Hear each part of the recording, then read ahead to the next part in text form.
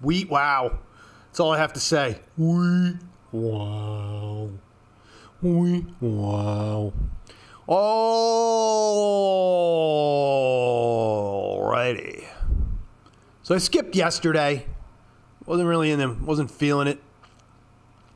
So this morning, lo and behold, I woke up and and it's been all night, right? With this, just bang, bang, bang, bang, bang, and the one thing I just have to say is, I think if anybody out there in La La Land, the one good thing I think to come of all this in this whole fall of crypto, which I'm going to call it at this point, below 70K, the fall of crypto, back into, what I believe is a true risk-on speculative asset. Let's face it, whatever it is. I don't think it's going away.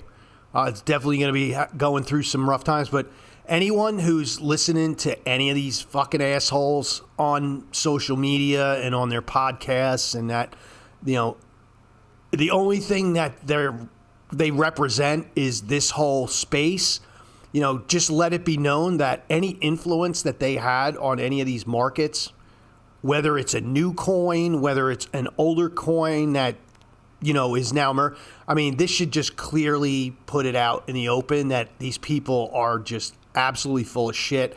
And these are the very people who are telling you behind the scenes that, hold on, blah, blah, blah. And they're the ones who are fucking blowing out. And if you don't think they are, and you think this is just like BlackRock and this and that, right? Because according to all you crypto folks, nobody's selling. Bullshit. You're fucking your own fucking followers. You're fucking your own people. And it just turns out that, you're just the biggest scumbag as the people in the investment world. But the one thing I have to give respect for the people in the investment world, they're scumbags, but they know they are. And there's some respect there, and the whole thing about Bitcoin and cryptocurrencies, in my opinion, and the way it was actually spun to everybody is that, right, there was this sense of community that you were doing something for the general good. Well, it just goes to show you that nobody does anything for the general good, folks. Nobody does. It's all about money. And you have massive amounts of people taking profits, and rightfully so, man. You should. And I think what's going on, and again, this is my opinion, I think people are getting out of crypto and selling crypto, and I think they're buying gold and silver, and not just gold and silver, but gold, silver, mining stocks, and what have you. And other assets. I believe that is really what's going on, and it's not the BlackRocks and this and those, because look, they have ETFs, so they're bound contractually to buy it and own it and trade it. So it isn't them. And so the very people, and then you're going to go and say, well, yeah, now they're sticking it to the man. No, they're sticking it to you, you fucking asshole. BlackRock doesn't give a shit. You know how many ETFs BlackRock has that have done absolutely nothing? Frankly, all these big investment companies, Goldman Sachs, Vanguard, you name it. You know how many ETFs and investment vehicles they have that literally just went fucking to zero and just went bust, and nobody ever talks about it? Or they, merged it with some other thing, to try and save it. They don't give a fuck. This is what they do. They don't care. They don't care. It doesn't affect them. It doesn't affect their balance sheet. It's literally like 1 to 2% of their overall holdings. So anyway, so I think the good in all this, folks, to me, is that I think this is finally an asset that now, and it's not just Bitcoin, it's everything. It's everything. It's all this other trash that we see out there day after day. Many people, I guess, don't see it. I see it because, look, I do travel I travel social media quite a bit. And it's not to be an influencer. I just travel social media because it really makes or breaks trends now. I mean, we can honestly get things even in the market by the pulse of what's going on in social media in general. So, and I look at it, it's a source of information. Now, do you take that information to the heart and it's a culmination of all this information, and you formulate your own opinions, right? And that's basically so. I think that is the good that is going on here in this space. And then I'm going to throw this one out there, and I don't really know if it's going to fall on deaf ears, but here, my overall opinion here is I honestly believe there's a conscious effort to get gold and or silver. I would say it's probably more so gold, but get the price of gold and Bitcoin to some level, whatever that is. I don't know, but I firmly believe that there is a conscious effort of something going on to that effect where they want, and I'll just say, for an example, 50,000 Bitcoin and 10,000 gold. And then there's some kind of thing. Now, I don't know what it is, but there's some kind of thing, whether it's another asset or something like that. And it will tie both of them together. So, and it will be one entity. Again, and it's just this is like pie in the sky, smoking dope underneath the moon at night type of stuff. But I kind of like that angle for this. I mean, and it really seems like that is what we are headed to. So take it for what it's worth. That is kind of what I think. And I think that is more to do with what's going on with Bitcoin and all the cryptocurrencies, is that I think the cat's out of the bag is that it's not currency, right? They call it cryptocurrency and coins, and they're not currency. They're just an asset. They're overall flawed, just like every other asset. And there you go. And then we continue to just get absolutely hammered here day after day. And I had mentioned, a few times on here, I 50K, I don't even know if I'm going to be buying it at all. And I'm just glad I never got involved with it. And that if I did, I would hope that I had the wherewithal to get the hell out when it was over 100K. So anyway, that's all I have to say about that. And you notice I don't really go over very much in this space. I think 85 to 90% of it is I equate it to the late 80s, early 90s of anybody has the inkling, and if they're a trader, go watch the movie Boiler Room. That's what I kind of equate crypto to right now. It's basically just a bunch of these shell type of entities with these elaborate, crazy stories. And you have a bunch of salespeople out there beating the table trying to convince everybody else that it's a good thing. And then they're behind the scenes doing the exact opposite of what it is they're telling everybody to do. So anyway, that's it. That's all I have to say about that. I don't give a crap because I don't have any. The only thing I have is iBit. And I have so little of it, I don't even care. I'll hold on to it at this point. I think it's actually at this point, I think it's close to where I think I bought it when Bitcoin was around 50. I don't even know, to be honest. But I have so little of it, I don't really give a flip. Yeah, so overall, Google killed the video star. Google just got pummeled quite a bit. I think it's down like 20. Is it down like 20? It's down 4% on what I believe were good earnings, right? But I don't think that matters. I think all that matters now is that the market wants a reason to sell. And it has nothing to do with fundamentals. It has nothing to do with who the Fed chairman is. It's like, literally, I've seen this movie before, but I think the difference between the movie this time on the rerun, they're playing the movie at 5 times the speed this time.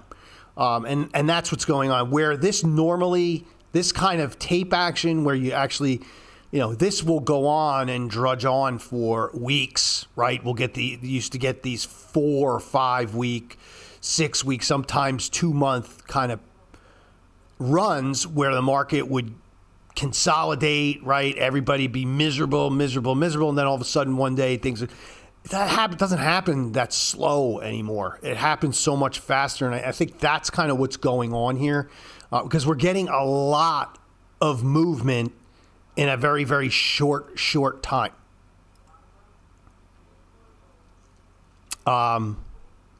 And so is it over? I don't think so. I think it will be over once we go through the rest of this earnings cycle. I know there's a number of companies that still need to report. And just looking through here, I don't like TradingView on this information because I haven't really found a way to filter it. And if anybody knows a way to filter these earnings like this based on the stocks you follow, because quite honestly, a lot of these stocks I don't even give a flying fuck about. I just I don't trade them, and so I'm gonna have to go to Tasty. And then look, I'm not immune to this. Look, folks, like just the last week, my account was up almost $10,000 or $12,000. Look, I'm barely in the green now. My one account is now. Look, I have all long-term stuff in here. Like I own like stocks in here. Like you can see, these are all stocks that I own. I also have options, and it's been a mixed bag. One thing I feel fortunate about is I'm sitting on a ton of cash right now. I'm about 30% in cash, which I'm really happy about. And I didn't even do that like by design. I didn't want to be in 30% cash. I think the reason my cash balance is so high is that I haven't really found anything worth buying or even trading. I've been kind of like trading real light, real small. And anything that I have done of late has been basically a foul ball. So I'm not immune to it either. And anybody who's telling you they were, or they staved off, shut up. You're embarrassing yourself. Please shut up. I mean, that's one thing that social media did was it kind of, what used to be done through emails and basically spam emails and even phone calls and stuff like that has now gone on like social media now, where there's a whole like army of these fucking jerk offs out there, who are like, yeah, no. And I'm like, what are you doing, man? What are you doing? But anyway, we still have a few left. It looks like Amazon's left. So we kind of have to go through that. I don't think Amazon's going to be able to do anything to save the market here with their earnings coming out. I see Datadog, Robinhood. That will be an interesting one next week. That one's not this week. There's not too many left this week. It is Thursday, so majority of these are all next week. But I don't see any on here that are really market movers, in my opinion. Again, I don't really see, and those are Tasty. Those are the ones Tasty is actually trading. I always like to go to all because I find that is actually gives you the whole picture. But some of these are untradeable, like COP. You're not really doing an earnings trade on that unless you're just looking through here. There is really not any, I don't see any earnings coming out from any company other than Amazon. That's really the only one that I do see right now that may have some impact on the market, maybe to save it from itself. Because looking down the list, there's really not a hell of a lot left. And again, once I think we cycle through here and we're done, because we are getting to the end of the cycle, we may see some relief. And I don't think we're just going to go snap back and start going the other way for no apparent reason. But the bleeding, a lot of the big bleeding should stop because, again, there's not going to really be any catalyst, right? I've been talking about catalyst in the market, and really there has been some catalyst in the market, and the catalyst was to the downside. And that happens. So look, I'm guilty of it yesterday. I think I did, what did I do? I think yesterday, let's see what I did yesterday, because I did do a couple of things yesterday. I think I bought some, did I actually eventually buy some AMD? Because I already own some AMD, and you can see it's not doing real well. Yeah, I did. I bought these. I did the December 210, 220, and you can see I'm down $5. Yeah, I did do that. I did buy the 210, 220, so a little out of the money. You could see, like, I'm out there. These are all leaps. And you look, overall, folks, I mean, this is what I have. I got $1,200 in here. You know what I mean? I'm taking a shot for this thing to kind of turn around. Will it? I have no idea. You know, I God hope so. And then yesterday I did this as well, this AVGO. I did a 300, 310. That one's still a little bit in the money. You can see here I'm also taking a bath on some of these. But if you notice, one thing that I am doing is I'm going out. I'm going out to December, right? I'm looking past all the next quarter, basically, with the hope that, you know, we do eventually at least stabilize. The other thing that I did, I still have these two options. These look terrible, though, right? Look at these Oracle options. I bought 300, 310.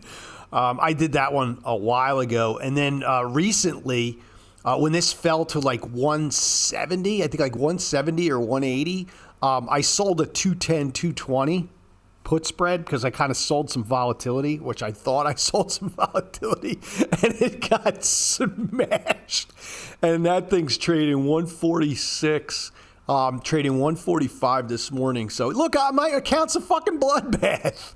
It's a bloodbath. I'm not going to like sit here and deny it, you know. But you know, I think it's great. You know, I mean, it all comes full circle. You know, a month ago, this all looked fucking tremendous. This all looked great, and things were going great. And now all of a sudden, you know, it's amazing what a week will do. And now, you know, I'm just getting freaking blasted out of the park. You know, and then Netflix. I mean, I don't know. I'm snake bitten on Netflix. I literally. I can't even trade Netflix anymore. It is untradeable for me. I think the only thing that I did good in Netflix over the last month and a half was I sold some calls, and those worked out. But you could see everything else that I did is an absolute train wreck. And I'm down $2,000 in Netflix.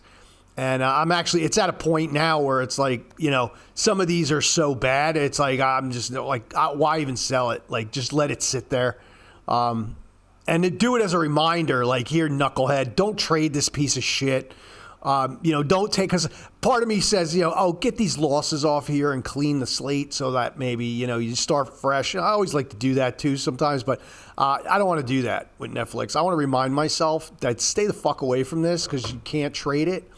And it does nothing, because I don't think I've ever made money in Netflix, folks, ever, for years. I never made money when it went up, and I never made money when it down. I never made money with it ever. Actually, that's a lie. I think the only time I made money on it is I actually sold some puts. Yeah, I sold some puts that I got assigned 100 shares, but I have it in another account at TD. Well, it's not TD anymore. It's Charles Schwab. So I think I have 100 or 150 shares in there of Netflix that I own. I think my cost basis is 60. I think it's 60 or 70. It's close to this. It's 60 or 70, but and that's the only thing I've made money on. And it was a pure mistake, right? I didn't even plan it. It was a complete, utter mistake. But yeah, it's a bloodbath, folks, and it is what it is, right? You trade what you have in front of you. It's not all bad, right? Because there is some stuff that I've been doing that's working. Not a lot. What's working isn't making up for what didn't. But look, we're all in the same boat. I'm not immune to it. So let it be said that. That is reality. So let's spin back here to the Russell. I kind of like this area down here in the Russell, and I'll explode this one up. Looking at the hourly here on the Russell, we'll see if the I do like R2 2682. 30, call it. We have a swing high here at about 2678. I'm not sure we, get there. Market just doesn't look like it's going to have a rough time. I have a couple of alerts down here, and these are the swing lows back from the first. I do like S2, 2588. S1, I don't know. S1 is a crapshoot to me. Looks like it wasn't really respected during yesterday's trade. I don't know if it will be again today. We'll have to see again how we get down there. I think as far as like this band today, in here, I think that is the no-go zone today. I think you stay away from this today. I think you're going to get. I think that's going to be a chop fest, and I think you're just going to get cut the F up if you play around in here today in this area. Right? Stick to the edges. S2, S3, even some swing lows, swing highs in between there, right? I mean, to me, those are going to be the places that you're going to want to stick to today. And then, outside of that, that's about all I have to say about the Russell. Because I think the Russell overall has had some of the better price action, in my opinion, than the ES. And then I'll look at the NASDAQ, because I know there's a lot of people that trade the NASDAQ. I don't.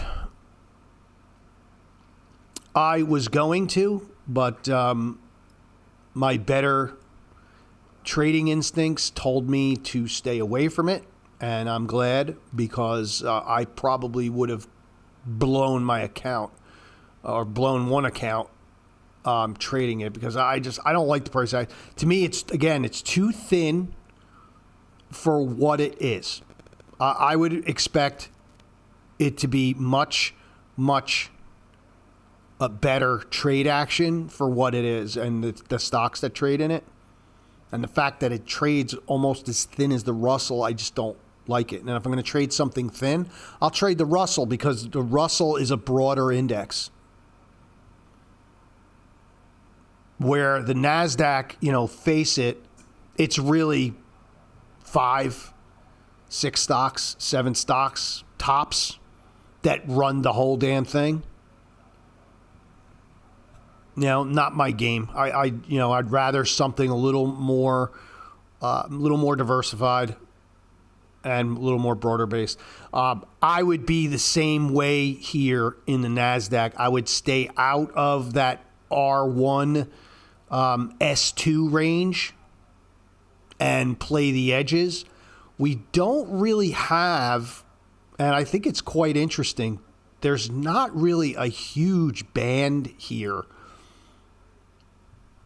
We have a pretty tight pivot range where we could easily blow out between both of those, whether it's S3 or R3. But I think the same kind of thesis is true here, is stay out of this range here, R1, S1. I think you get chopped to bits playing around in there. And that's it, really. You know, again, I'm not going to go and look back. You know, I'm not going to be one of these clown asses who are just going to go like and pull this back and then say, you know, well, because I don't know. Honestly, I don't know. Again, if I'm reading charts, and I would have said, well, you know, based on a chart, and, you know, profile, blah blah blah blah blah, we would have held right here, but we didn't.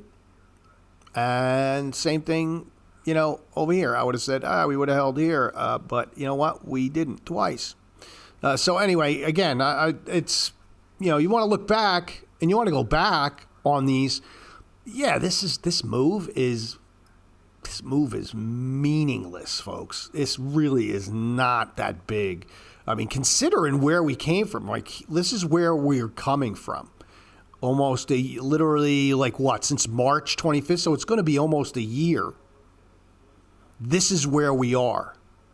And then we moved from here and we're at 24,000. I'm just looking at the NASDAQ. You look at any of these indexes. And then you're going to have people freaking out going, dude, shut up. You know what? You weren't fucking bitching when it was fucking hitting all-time highs. Twice. Literally twice back here. You know, it was within, you know, from, this is, when did this happen? This was October and this was January. So twice we touched all-time highs. You know, actually classic double top here. You know, is it going to bottom out? I don't know. Shit, I have no idea. It usually does. But look where we've been and look where we are. And then you got people just freaking out. Yeah, this is Trump's economy. It's like, shut up. It has nothing to do with who's in office. Look at fucking what happened when Biden. Go back and look at the chart when Biden was in office. The market didn't give a fuck who was in office. It didn't care. It did not care. Yeah, were there times when things sucked, like right here, like everybody forget this happened during Biden, where this was literally a bear market, but nobody fucking said anything about it, and nobody even said a word?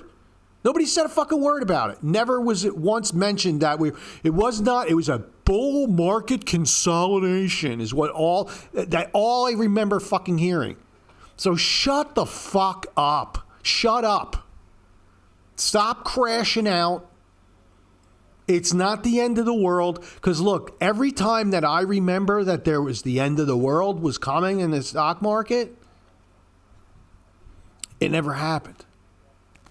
You know, if you want to call 2008 the end of the world, I don't know. I can get into all the reasons why that happened.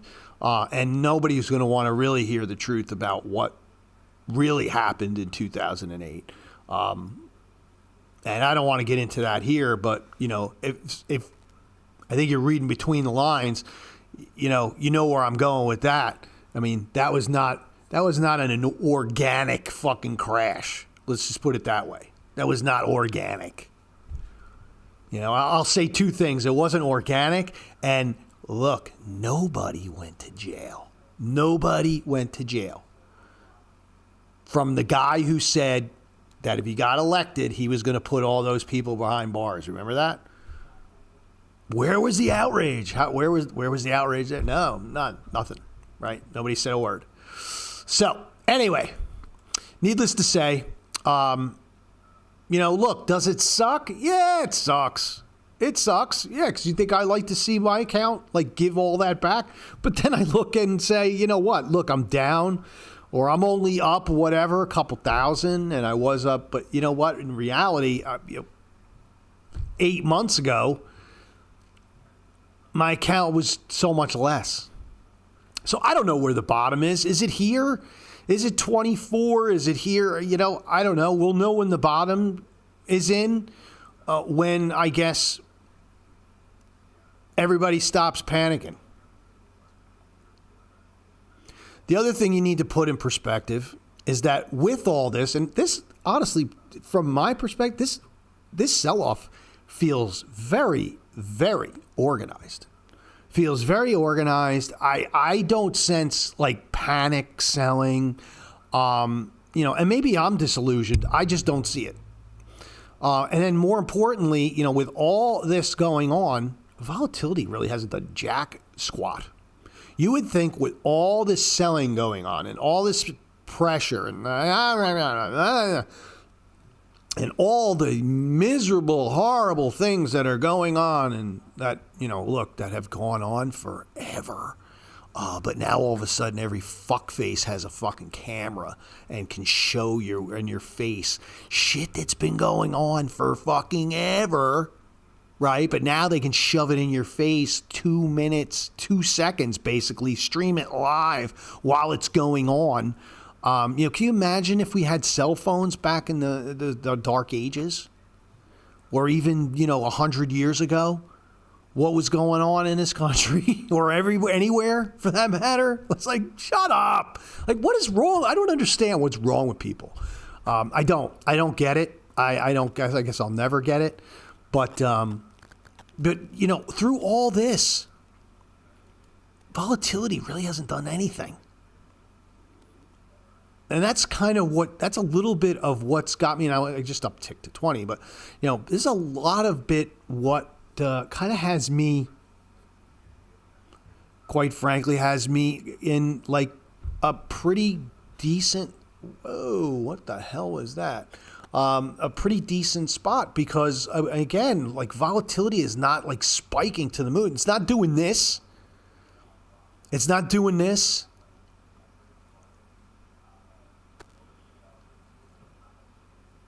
Right? We've had a little bit of this. We've had a little bit of this, which, it's normal overall to, get. But we're really not, look. Will I start getting, I don't even know if I'll get concerned. In fact, I'll actually embrace it. If volatility starts really kind of taking off here and getting up in the mid-20s, I think I'm just going to use it as an opportunity. Because we haven't really had, much opportunity from volatility in months. It's been lousy. And so maybe a little volatility will do us some good. So anyway, there you go.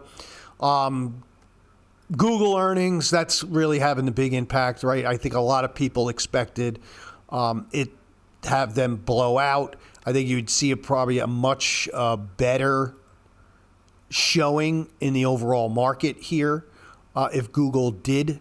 I bought some last night.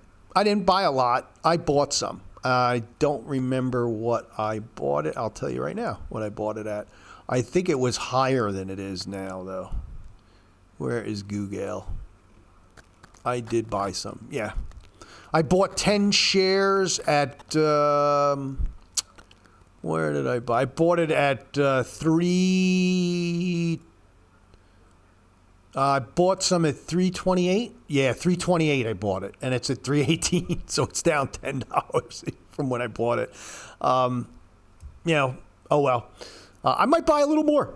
I might buy a little more of Google. I don't own any. I have none. No Google in my account at all. So I might buy a little more. Buy another 10 shares maybe. Who knows? Again, just picking and poking. I'm not going to buy 10 grand, right? Buy 10 grand. I'll dip and dab, man. Dip and dab. Also, what I'm going to look at as well is possibly Google selling a put today. And I talked about that yesterday with AMD. I never did it. But possibly selling a put today in Google. I'll likely either choose the 320s or even the 325s. So the thing is about these trades, when you do this, kind of selling an option for a day trade, you got to treat it just like you're trading the stock. So when I usually do this, I will sell it, right? And then I will put a bracket order around it and say, look, I'm willing to lose, 100, usually it's $150. And I'm looking to just trade it in and out. And I might do 2, I might do 3, I might do 1. It all depends, really. Like in this case, I'm likely going to probably do 1, maybe 2, but and that's it. And you treat it just like a stock.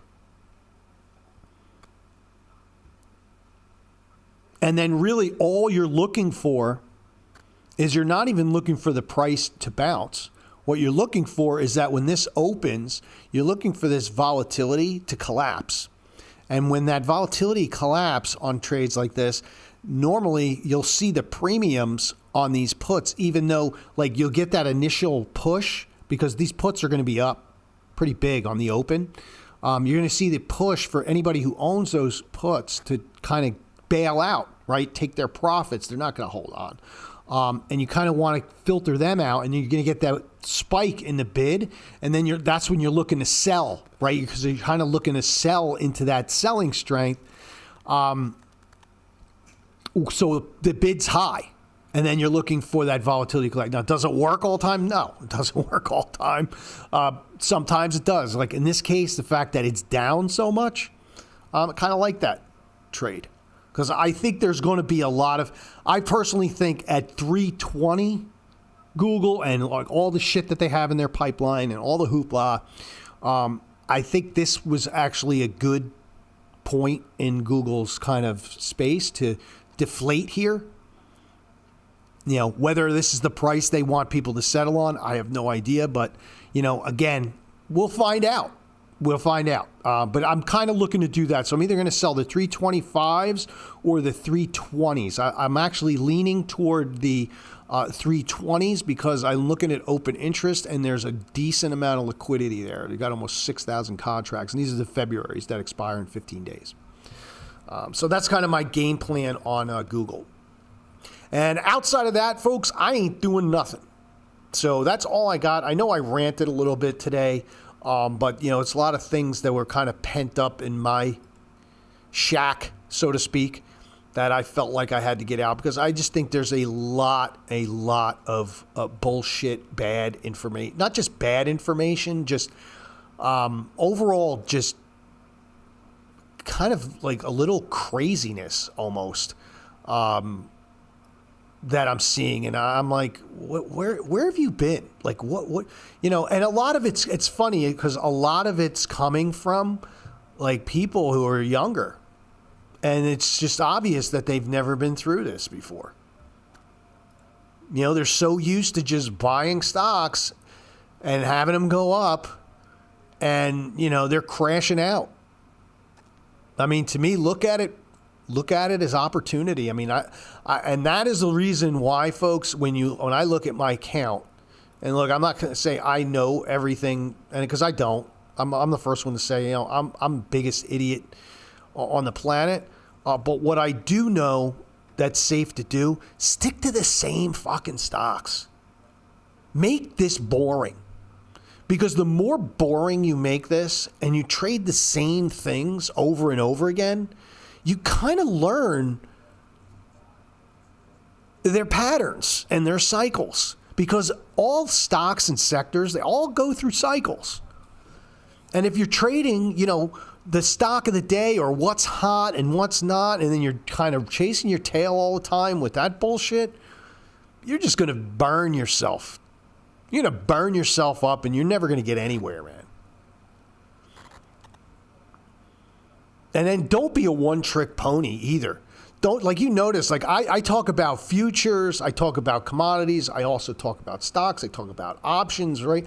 I talk about all things. Like, I don't talk about Bitcoin because I fuck Bitcoin, but, and I talk about all that because I do all that stuff, but I don't do anything exclusively. I trade some futures, I do some option trades, I sell premium sometimes, I buy options, I do all kinds of shit. I'm not a one-trick pony and the problem is that there's so many of these one-trick ponies that people are like, oh yeah, I trade the NASDAQ every day, and oh, look at me, and I got all these fake accounts, and oh yeah, I got a payout. Dude, where are you going with it? You're never going to make money doing that bullshit. You're never going to make money doing that shit. Trust me. And the reason those guys go and do that shit, folks, is because they're influencers. They know there's just as much money in putting a product out there saying, yeah, I'm trading and I'm doing this and that is my strategy and blah, blah, and because there's there's just as much money in that, selling you bozos, that shit, than it is actually just sitting back and trading. And, they know that, and that is why there's so many of these clowns out there, because they know there's more money in that and being an influencer than there is in trading. And both are just as lucrative. But you can't be a one-trick pony. You have to do kind of a lot of different things. I shouldn't say a lot of different things, but you need to because there's days when futures aren't worth fucking trading. And if you really are a trader, how in the fuck are you going to sit there and futures aren't even tradable that day? But then you're going to call yourself a trader, and then you didn't do anything all day. You did nothing. That just tells me you're full of shit. Because if you're not doing a little bit of both, again, selling some options, buying some stocks, buying some stocks for an investment, not even just a trade for investments, it just tells me you're full of shit. So anyway, that's it. That's all I got. Have a good one today. I would trade them very tight. Again, I think we're in for a fun ride. And look at some of these stocks that have just gotten, I would stay away from the software space. I am not a fan of that. And I've been I think I've been saying that for a while now. I think a lot of these software companies are kind of going to go through a bit of I think you're going to see a lot of M&A in here. I think a lot of these companies are going to start consolidating themselves because I think overall the trend is to get away from them. So anyway, but take a look at some of these companies because I think there's some nice opportunities in here. Like I don't own any IBM. I'm looking at IBM here and saying to myself, you know what? IBM isn't probably a bad move here. Great data center presence with IBM, and since they bought Linux, since they bought Red Hat, data centers going up all over the place. Everything, literally, you can't even run a business now of any magnitude unless you do have some kind of cloud or some kind of, presence or whatever. And then you're not even running a data center unless you're using Linux or something like that. At least enterprise, there's no companies who are using open source shit. And they will use some open source shit from any company that's, $1 billion or more and making money, they're not using open source shit, folks. Nobody's using that crap. Nobody wants to use that crap. Who wants to deal with someone? And not that their support is any better, but nobody wants to deal with going through community blogs to try and figure out an answer from some open source shit that, you're relying on some 16-year-old from, Taipei. It's like, come on, man. You're not doing that shit. So anyway, I'm looking at that too. Like, there's some good buying opportunities here to me in big tech. Will they pan out right away? Probably not. You're probably going to have to suck through a little bit. And then last but not least, I'll leave it at this. I was leaving for 5 minutes now. All of these AI-related stocks have just gotten absolutely punished to hell. Everything in this space has gotten absolutely punished to hell. So is it a time to start doing these? Again, I don't know. I think you dabble. I mean, I'll throw up CoreWeave.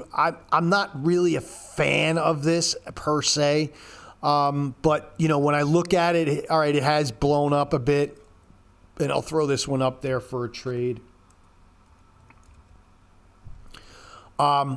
Decent volatility. It's not off the charts, but something like this, I could swallow doing a small trade in here. Maybe selling a 70, 60, a 10 wide. You're getting good premium in here. You're putting in some downside. Now, does it have the potential to bust these lows?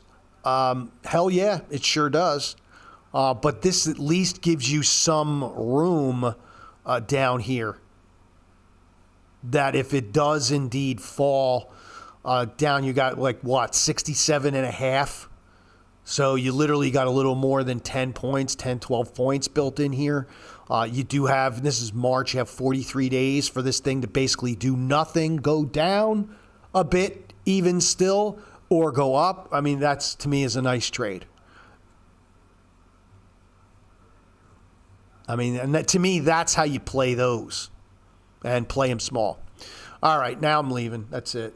I'm done. Have a good one, and hopefully